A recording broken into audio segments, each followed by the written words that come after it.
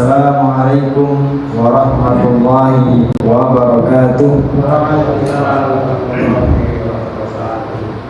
Alhamdulillahi rabbil alamin, wassalatu wassalamu ala asyrafil anbiya'i wal mursalin, nabiyina Muhammadin sallallahu alaihi wasallam wa ala alihi wa sahbihi wa man tabi'ahum bi ihsanin ila yaumiddin. Amma ba'du. Rabbi shrah li sadri wa yassir li amri wahlul 'uqdatam min lisani yafqahu qawli. Allahumma ati nufusana taqwaha wa zakkiha anta khairu man zakkaha anta waliyuha wa maulaha. Para hadirin jamaah salat maghrib yang berbahagia, puji syukur kita kepada Allah Subhanahu wa taala yang mana telah memberikan kita nikmat hidayah dan nikmat karunia yang banyak, sehingga dengan nikmat tersebut Allah memberikan kita kesempatan untuk hadir di tempat ini. Perlu kita ketahui jamaah sekalian bahwasanya di antara nikmat yang besar ialah nikmat hidayah. Allah jadikan hati kita mudah menerima hidayah, itu adalah nikmat yang sangat agung. Betapa banyak seseorang disediakan tempat-tempat majelis ilmu, dibangun masjid di sekitarnya, akan tetapi ketika hidayah tidak masuk dalam hatinya, maka dia sulit menerima hidayah. Begitu juga ketika seseorang dia diberikan Allah hidayah, masjid yang jauh pun akan kelihatan mudah di hidupnya.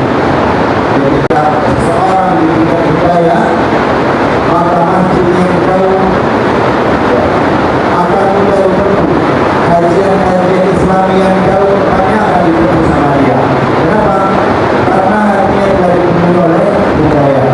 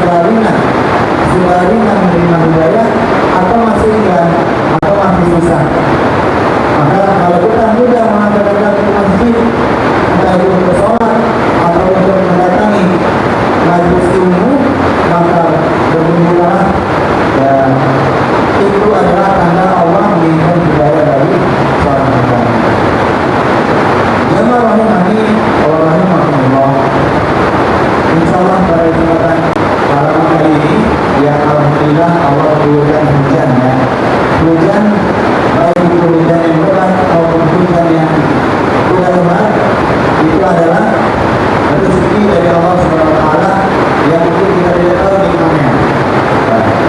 Mungkin dengan hujan ini kita udah capek lagi menanam menyiram rumah kita atau padi, jagung, cabai dan segala macam. Maka hujan ini adalah nikmat yang harus kita syukuri. Pada kesempatan malam hari ini kita masuk kepada bab yang lumayan penting amat penting bagi kita, yaitu kita akan melanjutkan penjelasan macam-macam ibadah. Yang sebelumnya kita sudah membahas macam ibadah yang pertama adalah doa. Ya, tadi juga kita sudah menjelaskan secara detail doa yang dibolehkan dan doa yang tidak dibolehkan. Kalau doa yang dibolehkan adalah doa yang dipanjatkan kepada Allah Subhanahu wa taala, dan doa yang tidak dibolehkan adalah doa yang ditujukan kepada selain Allah, yang selain Allah ini tidak mampu untuk menunaikan ibadah doa tersebut. Tadi kita sudah membahas ya. Jamaah rahimani wa rahimakumullah, pada kesempatan ini kita akan menyebutkan macam ibadah yang selanjutnya. Macam ibadah yang selanjutnya ialah al-isti'anah. Al-isti'anah, apa itu isti'anah? Isti'anah adalah istilah yang berarti talabul aun, yaitu meminta pertolongan. Isti'anah sebagaimana yang telah Allah firmankan dalam surat Al-Fatihah. Ini kita hafal semua ya. Iyyaka na'budu wa iyyaka nasta'in. Kepada Engkau kami menyembah dan kepada Engkau kami minta pertolongan. Iyyaka na'budu wa iyyaka nasta'in. Kemudian Rasulullah SAW juga menganjurkan atau mengarahkan kita kepada siapa kita minta pertolongan. Kata Rasulullah, wa idza sta'anta fasta'in billah. Maka jika engkau berdoa atau meminta pertolongan, maka minta pertolongan kepada Allah Subhanahu wa taala. Isti'anah atau minta pertolongan itu hukumnya sama dengan hukum berdoa. Sebagaimana doa harus dipanjatkan kepada Allah, maka ibadah isti'anah juga atau minta pertolongan wajib hukumnya minta kepada Allah Subhanahu wa taala. Maka sama seperti doa, ketika kita minta kepada selain Allah atau minta bantuan kepada selain Allah, itu juga ada syarat-syaratnya, yang syaratnya ini sama dengan doa. Apa ada syarat berdoa kepada selain Allah? Syaratnya ialah yang pertama, kalau kita minta pertolongan kepada manusia, manusia itu harus langsung dulu, ya. Kemudian ada di tengah kita, dan kemudian manusia ini mampu untuk mengabulkan. Itu syaratnya. Baik, sebagaimana syarat doa seperti itu, begitu juga dengan syarat minta pertolongan. Kita minta pertolongan kepada manusia boleh nggak? Boleh kita minta pertolongan kepada manusia. Akan tetapi minta pertolongan yang wajar, yang kiranya manusia ini mampu. Kita minta tolong angkatkan barang, kita tolong, minta tolong angkatkan jemuran, dan minta tolong lainnya, minta tolong uruskan surat menyurat. Maka ini yang diperbolehkan. Akan tetapi yang tidak diperbolehkan ialah minta tolong yang tidak masuk akal. Minta tolong kepada manusia supaya dimasukkan ke dalam surga. Ini boleh nggak? Nggak boleh. Karena minta tolong untuk memasukkan surga itu mutlak hanya dari Allah Subhanahu wa taala yang bisa mampu mengabulkannya. Sedangkan selain Allah tidak boleh. Maka kita dalam keseharian kita minta tolong yang hakiki adalah kepada Allah Subhanahu wa taala. Sedangkan kepada manusia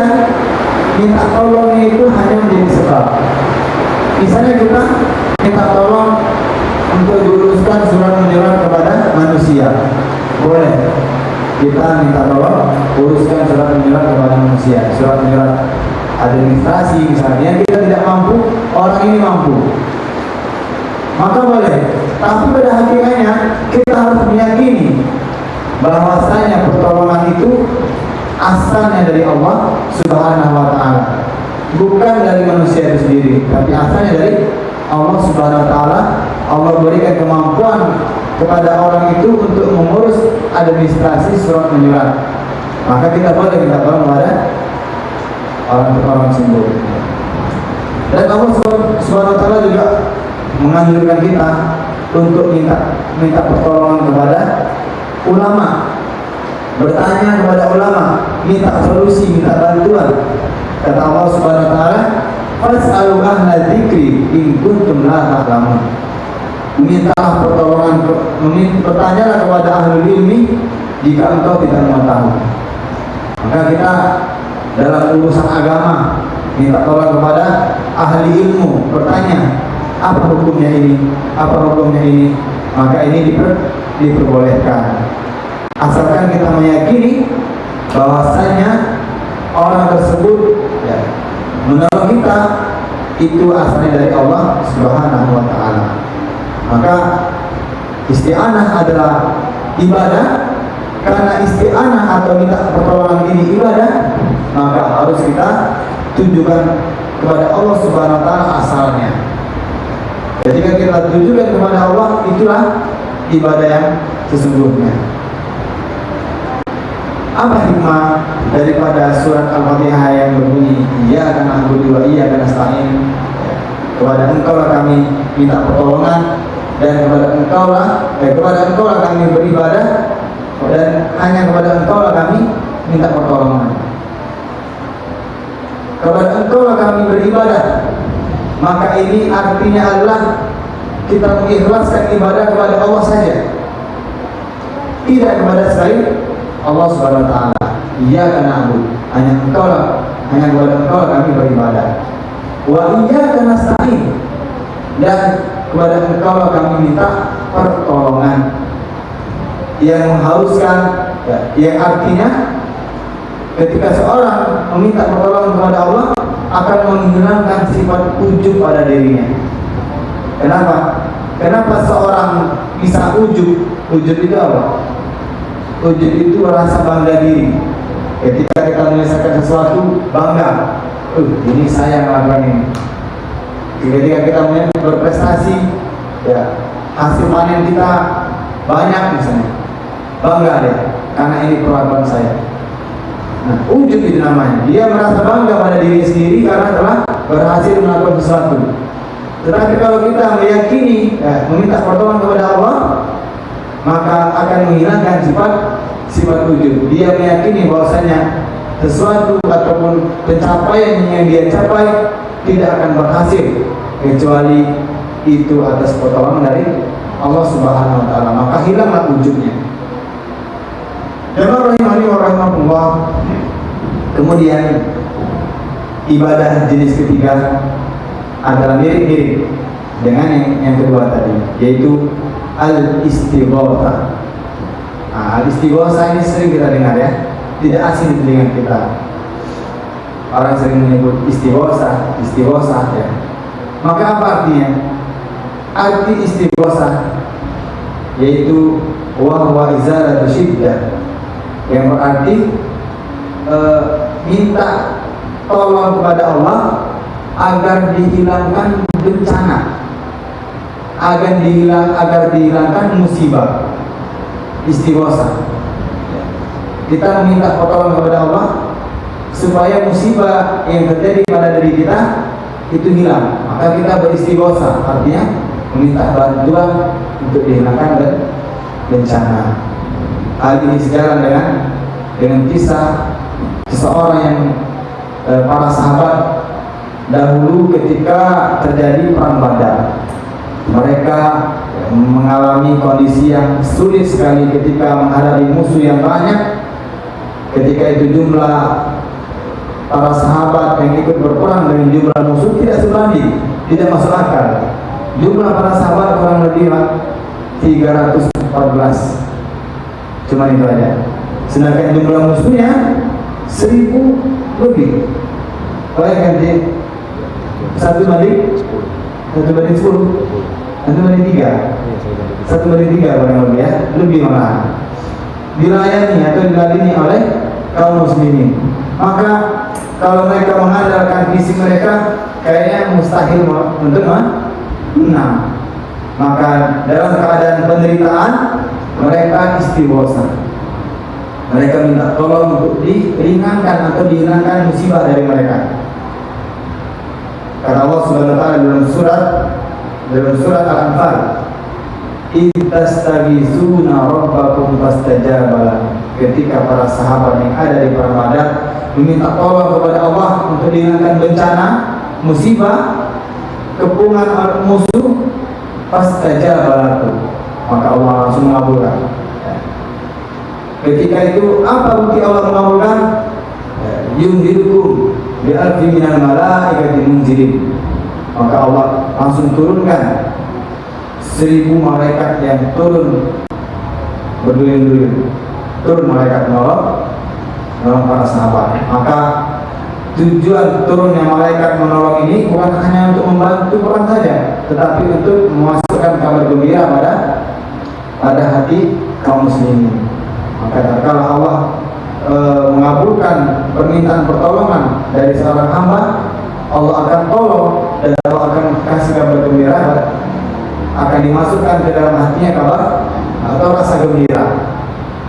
Ya, kita juga seperti itu. Kalau kita merasa dalam kehidupan merasa sulit, musibah yang banyak, maka kita harus istighosa. Istighosa itu bukan berarti kita yang aneh-aneh. Istighosa adalah kita minta, bahkan kita berdoa pun bisa jadi istighosa. Kalau bunyi doanya, ya Allah hilangkanlah kesulitan ekonomiku, nah itu namanya istighosa. Itu istighosa yang asli seperti itu. Ya Allah hilangkanlah kenakalan anakku, ya Allah hilangkanlah bencanaku, ya Allah mudahkanlah kesulitanku. Maka itu namanya istighosa. Karena dalam surat kalau tidak salah surat Yunus ya, ayat 106, Allah Subhanahu wa taala berfirman, "Wala tad'u min dunillah," janganlah engkau berdoa kepada selain Allah. "La yanfa'uka wa la yadurruka," yang berdoa kepada selain Allah ini tidak akan memberikan manfaat dan tidak akan memberikan mudarat. Percuma kita berdoa kepada selain Allah, dia tidak akan memberikan manfaat dan tidak akan memberikan mudarat. Fa in fa'alta fa innaka idzan minadh dhalimin. Jika engkau melakukan itu, maka engkau termasuk dari orang-orang yang zalim. Allah melanjutkan, wa iyyamsaska bidurri fala kashifa lahu illa hu. Jika engkau mengalami kesulitan, fala kashifa lahu illa hu. Masya Allah. Ini janji sekaligus motivasi dari Allah. Jika engkau merasa kesulitan, kita merasa sulit, musibah, segala macam kesulitan, tidak ada yang bisa menyelesaikan masalah, menghilangkan kesulitanmu kecuali Allah SWT saja. Tidak akan ada yang bisa. Ketika kita menderita, Allah menakdirkan kita menderita, tidak akan bisa ada yang menolong kita. Kemudian wa yuridka bi khairin fala rada li fadlihi yusibu bihi man yasha. Jika Allah menginginkan kepadamu kebaikan, maka tidak ada satupun dari makhluk yang bisa menghalangi kebaikan Allah Subhanahu wa taala. Jika Allah tiba-tiba memberikan kita rezeki yang sangat banyak sekali, tiba-tiba Allah berikan rezeki yang deras, tiba-tiba ekonomi kita naik terus, tapi ada satu orang yang iri, yang hasad sama kita, jangan khawatir. Jangan khawatir.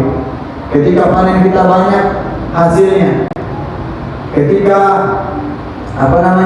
gaji kita naik, kemudian aset kita banyak sekali, tiba-tiba kemudian ada yang hasad, ada yang iri, ada yang tidak suka sama kita, jangan khawatir.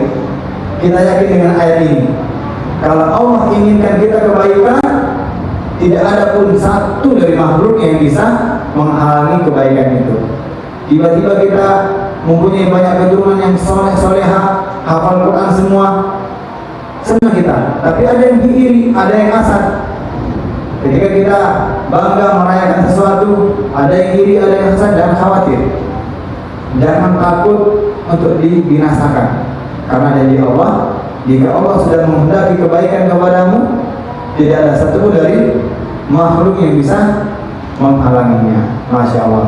Hal ini sejalan dengan kisah sahabat yang bernama Abu Mihlaq. Ya, namanya Abu Mihlaq. Beliau ini sahabat Nabi yang asalnya dari kaum Ansor. Ya, sahabat Nabi itu terbagi menjadi dua. Ada kaum Ansor, ada kaum Muhajirin. Muhajirin adalah orang yang berhijrah dari Mekah, yang ikut bersama Nabi hijrah ke Madinah. Maka para sahabat Nabi yang ikut hijrah dari Mekah ke Madinah disebut sahabat kaum Muhajirin. Kemudian kaum Ansor itu sahabat yang menetap di kota Madinah. Abu Mihlaq adalah sahabat dari kaum Ansor yang beliau ini suka berdagang. Memang kerjanya dagang. Dan ketika dia berdagang, tentu orang berdagang pasti kemana-mana keliling kan. Seperti ya kita di kampung ini banyak yang berdagang seperti tukang somai misalnya dan lain-lainnya, keliling-keliling. Dia keliling-keliling dagang, bersafar pada rumah pada suatu ketika datang begal ingin mencegatnya. Dan dengan topeng kemudian dengan senjata yang lengkap memberhentikan beliau dan barang dagangnya dan diancam, engkau serahkan semua barangmu sekarang dan setelah ini engkau akan saya bunuh. Kata Abu Mihlaq, gak apa-apa, ambil aja barangnya, asal jangan bunuh saya. Jangan bunuh, gak perlu bunuh. Kalau mau ambil semua gak apa-apa, tapi gak perlu dibunuh.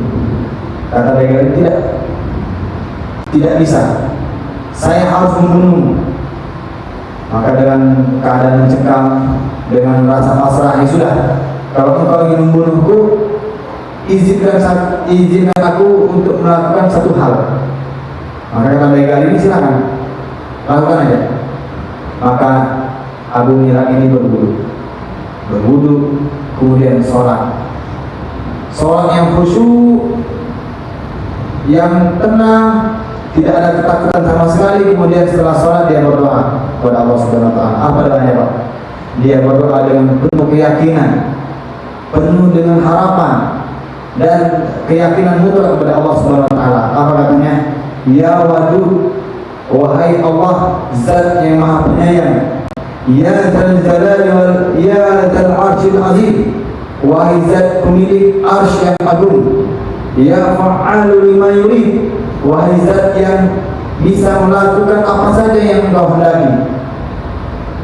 As'aluka bi'izzatika alladzi la turam, aku meminta kepadamu ya Rabb dengan meminta atas kemuliaanmu yang tidak pernah pudar, wa mulkika la tudar, dan meminta atas nama kerajaanmu yang tidak ada batasannya, wa bi nurika allazi mala'a al-'arsy, dengan aku minta atas cahayamu yang menerangi pilar-pilar arsy, agar engkau melindungiku dari keburukan begal ini. Ya Rabb, engkaulah yang berhak untuk dimintai bantuan. Agisni, bantulah aku. Lihat kalimat terakhir, agisni, asal kata dari istighosa tadi. Istighosa asal kata dari ghosa, agisni, bantulah aku. Maka dengan diulang-ulang doa ini Pak, dengan penuh keyakinan, si begal ini nunggu aja ya, nunggu sampai selesai. Ketika dia mengulang doa ini, tiba-tiba dari jauh datanglah orang naik kuda dengan pacuan yang sangat kencang. Dia tombak begal ini sampai tersungkur meninggal. Masya Allah, belum selesai atau belum selesai dia melakukan permintaan terakhir itu, sang begal ini sudah tersungkur terkapar meninggal. Maka dengan rasa syukur, rasa senang, Abu Milak ini menghampiri orang yang membantu dia ini. Dia bertanya, engkau siapa? Aku adalah utusan Allah yang ditugaskan Allah untuk menolongmu. Karena dengan permintaanmu yang yakin tadi, engkau minta pertolongan kepada Allah yang sangat yakin, arsy-Nya Allah atau pintu-pintu langit bergetar yang menandakan bahwasanya engkau dalam keadaan menderita. Maka Allah mengizinkanku untuk membantumu. Masya Allah. Dengan meminta keyakinan, dengan keyakinan yang penuh dia minta, Allah langsung menolong Abu Milak ini. Maka seperti itu juga lah yang harus kita lakukan ketika Allah kasih musibah. Salah satu musibah yang sering kita alami adalah musim kemarau. Musim kemarau adalah musibah yang sangat menyulitkan kita ya. Ketika datang musim kemarau, hujan tak kunjung turun, maka ada syariat yang bernama istisqa, salat istisqa. Salat istisqa maksudnya apa? Salat untuk meminta hujan.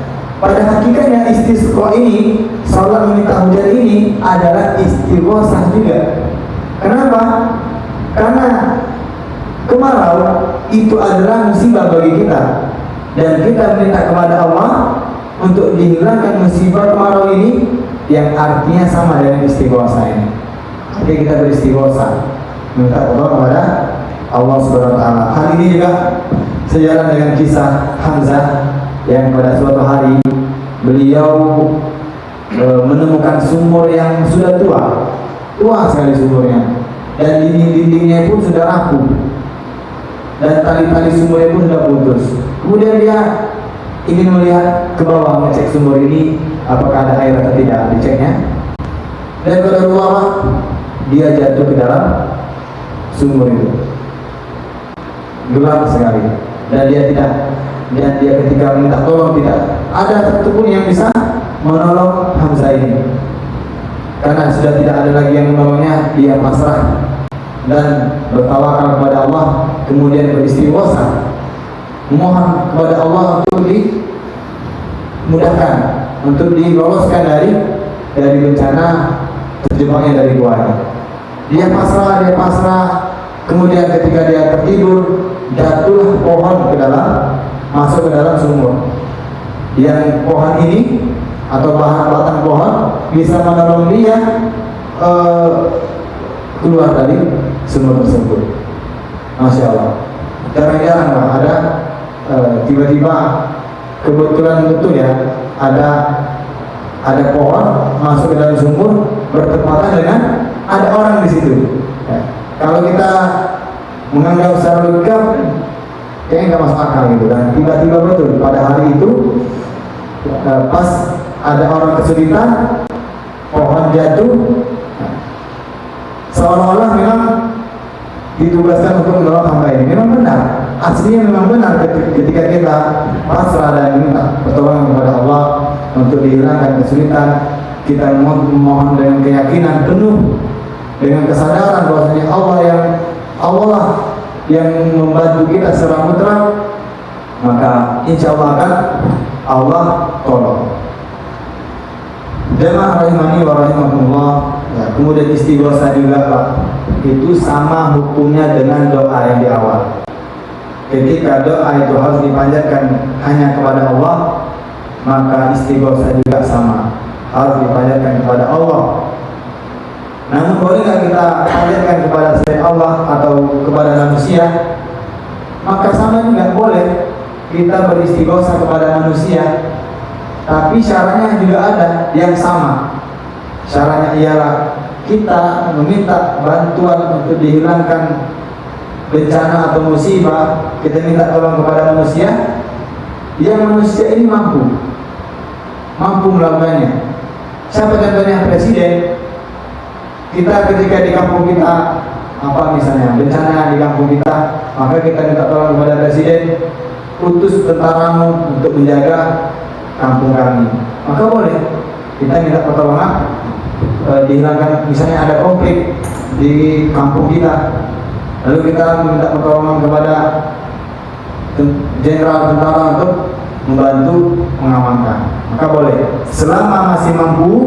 Kemudian dia bisa, kita minta tolongnya langsung berhadapan atau dengan teknologi zaman sekarang, maka boleh beristighosa kepada manusia. Yang tidak boleh ialah kita beristighosa kepada yang tidak mampu. Ini lagi-lagi kita ulang ya, yang tidak mampu adalah jelas ya, minta kepada pohon misalnya, minta kepada batu yang besar. Ini kalau kita mendapatkan batu yang besar itu dianggap suatu yang suatu yang apa? Iya, yang kita anggap masya Allah di batu ini dan ada apa dalam ini, maka kita ta'zim kepada batu ini. Ya, maka kita, kalau orang yang tidak paham, maka dia terjerumus kepada hal-hal yang dilarang. Dia memohon kepada batu ini, tolonglah lindungi saya, tolonglah hilangkan bencana saya.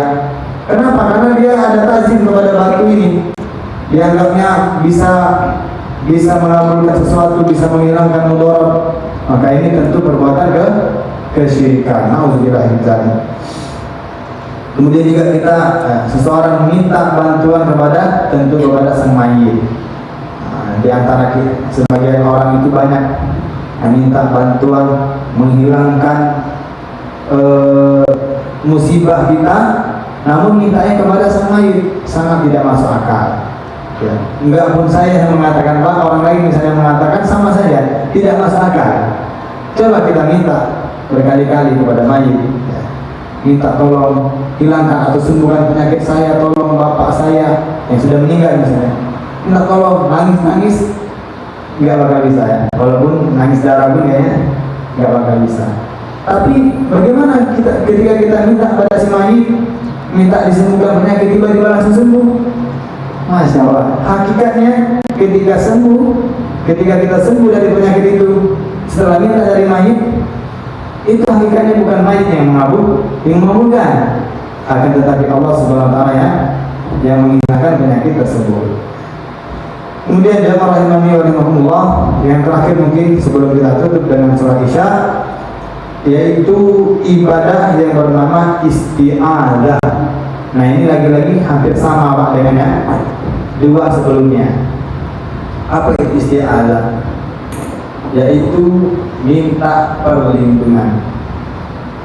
Yang pertama isti'anah tadi artinya minta pertolongan, istighosa minta dihilangkan bencana. Yang ketiga isti'adzah minta perlindungan yang belum terjadi. Kalau istighosa minta perlindungan tapi minta perlindungan atau penghilangan bencana yang sudah terjadi, yang sudah kita alami. Kita sakit, sudah kita alami sakit ini, tapi kita minta tolong dihilangkan sakit ini. Tetapi kalau isti'adzah minta perlindungan, itu yang belum terjadi. Ya Allah, lindungilah aku dari penyakit, lindungilah aku dari penyakit. Maka penyakit ini belum menimpa kita. Maka isti'adzah atau minta pertolongan, kata beliau, yang artinya al-iltija ya wal ihtisam harus, yaitu minta pertolongan atau minta perlindungan dari sesuatu yang kita khawatirkan tapi dia belum terjadi. Misalnya dari sawah kita atau tanaman kita minta perlindungan dari Allah untuk dijauhkan dari gagal panen, minta dijauhkan dari virus-virus, kutu-kutu yang merusak tanaman kita. Maka ini adalah ibadah yang hukumnya sama seperti hukum doa, sama. Ya. Boleh nggak kita meminta perlindungan kepada manusia? Boleh, asalkan tadi dia mampu dan orangnya masih hidup dan bisa mendengar dan kita bisa bertemu langsung. Maka boleh kita minta pertolongan.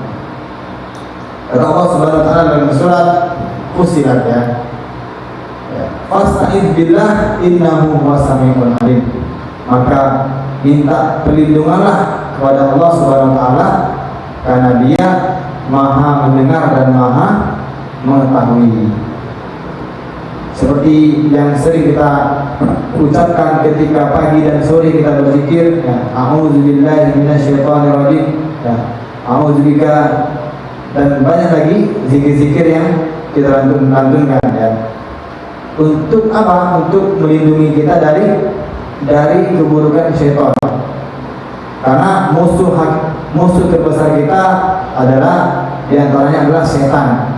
Yang setan ini tidak henti-hentinya memusuhi kita.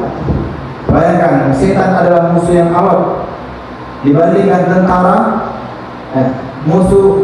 Misalnya ada dua, ada musuh tentara dan musuh kita setan. Siapa yang paling berat musuhnya? Tentu yang paling berat musuhnya adalah setan ya. Kalau tentara mungkin kita masih bisa negosiasi dengan tentara untuk tidak berperang dulu atau gencatan senjata ya. Tetapi kalau setan tidak bisa kita nanti dulu, jangan dulu ada saya dulu istirahat ya. Capek misalnya. Tidak bisa. Setan sudah berjanji dari turunnya Nabi Adam ke bumi sampai hari kiamat dia akan menggoda dan mengganggu kita. La'aqudanna lahum siratal mustaqim. Aku akan lencengkan hambamu dari jalan yang lurus. Bayangkan Pak, setan yang sangat benci dengan manusia. Kemudian setan juga tidak nampak. Kalau musuh atau tentara tadi, musuh kita tentara tadi bisa nampak. Mungkin kita bisa menghindar ya. Bisa menghindar kalau ditembak, bisa menyusun strategi. Tapi kalau setan musuh yang tidak nampak, dia bisa datang dari belakang, bisa datang dari depan, dari atas, dari segala arah. Maka tugas kita yaitu senantiasa berzikir kepada Allah dan minta perlindungan setiap hari di pagi dan sore supaya terhindar dari gangguan jin. Kemudian yang isti'adzah atau minta perlindungan kepada Allah itu dianjurkan di berbagai waktu. Misalnya ketika kita lagi hendak mau tidur, maka kita harus berdoa kepada Allah dan minta perlindungan. Di antara yang dianjurkan dianjurkan Nabi untuk dibaca ketika hendak mau tidur adalah ketika kita membaca ayat kursi. Ketika kita berwudu, kemudian kita membaca ayat kursi dan membaca zikir-zikir yang dituntunkan oleh Rasulullah, maka ketika kita tidur sampai kita bangun, kita akan terhindar dari gangguan setan. Kemudian ketika hendak, ya mungkin yang sudah berkeluarga, ketika hendak mendatangi ranjang, maka Rasulullah mengajarkan kita untuk senantiasa berdoa. Apa doanya? Mungkin sudah hafal semua ya. Allahumma jannibna syaitan wa jannibi syaitan fima razaqtana. Ya Allah, jauhkanlah setan dari sisi kami dan jauhkanlah kami dari setan, dari apa yang telah Engkau rezekikan. Jadi kita minta tolong kepada Allah, minta perlindungan supaya Allah melindungi kita dan melindungi apa-apa yang Allah rezekikan kepada kita, yaitu anak dan keturunan. Ya, ketika kita hendak mendatangi ranjang, maka harus berdoa seperti ini agar supaya hasil yang dari ranjang itu adalah atau anak keturunan kita juga terlindung dari godaan setan yang terkutuk. Maka dengan adanya ibadah ini, sekali lagi kita sampaikan bahwasanya ibadah pada hakikatnya hukumnya haram, ya kan?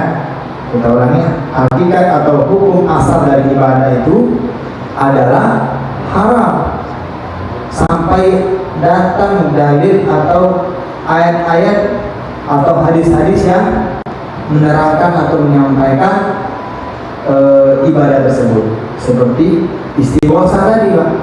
Istighosa ada anjurannya dari Allah Subhanahu wa taala untuk kita tunaikan. Ketika kita dalam keadaan sulit, misalnya dalam keadaan kemarau panjang dan lain sebagainya, maka dianjurkan untuk istighosa. Kemudian isti'anah juga, kemudian isti'adzah. Nah, dengan disyariatkan ibadah ini dan kita sia-siakan tujuan Allah Subhanahu wa taala mencariatkan 3 ibadah ini, tujuannya ialah supaya kita menggantungkan diri kita hanya kepada Allah Subhanahu wa taala. Allah sudah menyediakan, kalau engkau ingin minta pertolongan, sudah kepada Allah Subhanahu wa taala. Ingin minta dihilangkan bencana, sudah kepada Allah Subhanahu wa taala. Kemudian ingin minta perlindungan yang belum terjadi, kepada Allah Subhanahu wa taala. Tujuannya agar kita menggantungkan diri kita kepada Allah dan juga menghilangkan rasa ujub pada diri kita. Bayangkan kalau kita mengerjakan sesuatu tapi itu kita bangga dengan pencapaian itu, merasa kita bangga, maka itulah rasa ujub. Tapi kalau kita meyakini ini semua dari Allah, maka hilang rasa ujub pada diri kita. Wallahu a'lam bishawab. Mudah-mudahan kajian pada malam hari ini bermanfaat bagi kita semua dan menjadi pengingat supaya kita bisa mengamalkan sedikit demi sedikit dari ilmu yang sudah kita dapatkan. Maka lagi-lagi harapan saya supaya kita setiap mendatangkan kajian atau majelis ilmu agar kiranya untuk membawa catatan kalau tidak keberatan, supaya Pak, supaya apapun poin-poin yang kita sampaikan kita catat dan kita ulangi di rumah. Karena kalau misalnya tidak kita catat, mungkin tersimpan di otak, besok pagi sudah hilang ditimpa dengan pekerjaan-pekerjaan yang menyibukkan. Wallahu a'lam. Subhanallahumma bihamdika, asyhadu an la ilaha illa anta, astaghfiruka wa atubu ilaik. Assalamualaikum warahmatullahi wabarakatuh. Waalaikumsalam.